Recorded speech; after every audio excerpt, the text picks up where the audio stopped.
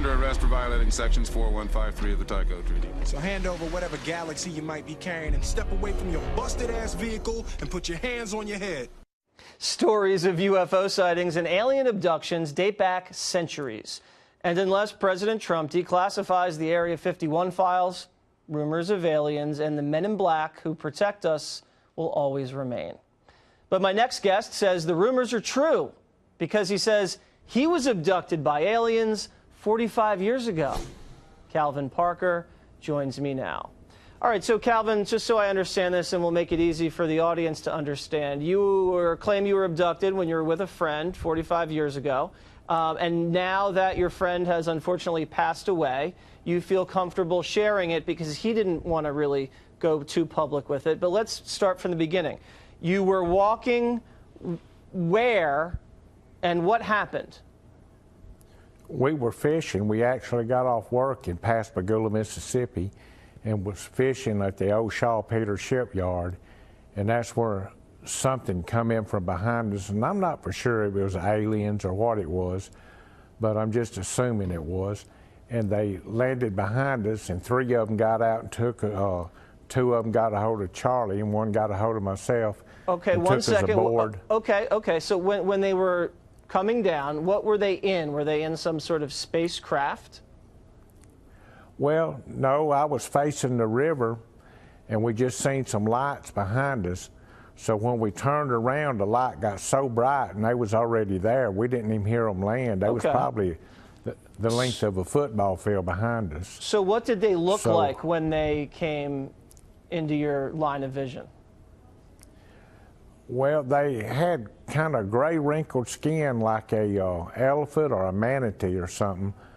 And then when we got on board, one looked a little, you know, a little more like a human than an elephant like that, but kind of female-looking creature. Okay, so maybe a female alien. And then what did they do to you when they took you up in space or wherever they took you?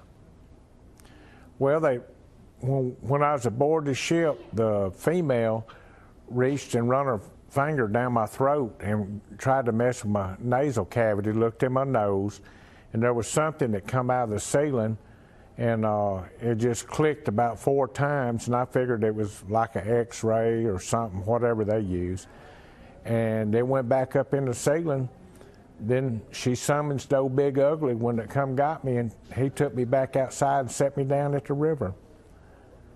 Okay. Were you terrified?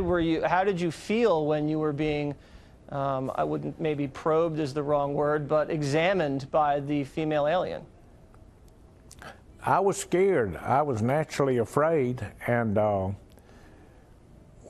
think they give us an ejection, though, of some kind when they got us, and that's what we assumed when we got to the hospital the next day.